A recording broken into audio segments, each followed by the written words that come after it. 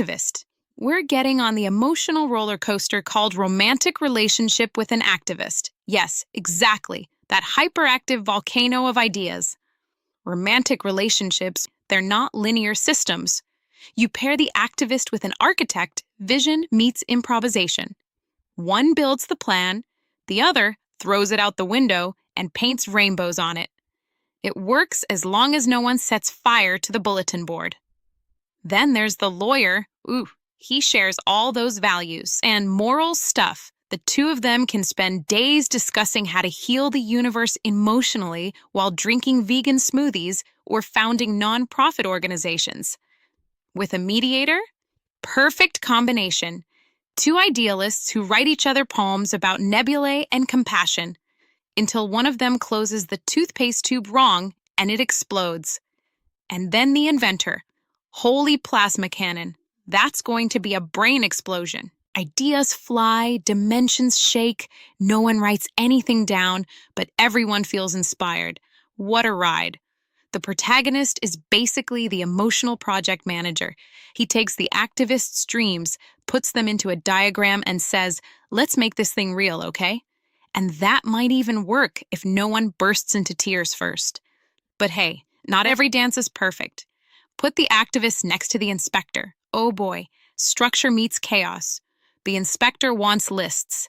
The activist wants visions. One sorts socks. The other thinks about global empathy resonance fields. And the director? He wants results. He looks at the to-do list while the activist explains to him why feelings can't be planned. Spoiler, it ends in a management crisis with tissues. Romantic relationships with an activist are like Dimension 5C. Incredibly creative, intense, and if you're not careful, you'll suddenly find yourself barefoot in an emotional construct with no emergency exit. But hey, if you can handle it, you'll get a damn good poem about your soul. As the activist, a guy who's always on the hunt for new, crazy ideas, while perfectly checking his values and emotions in the background.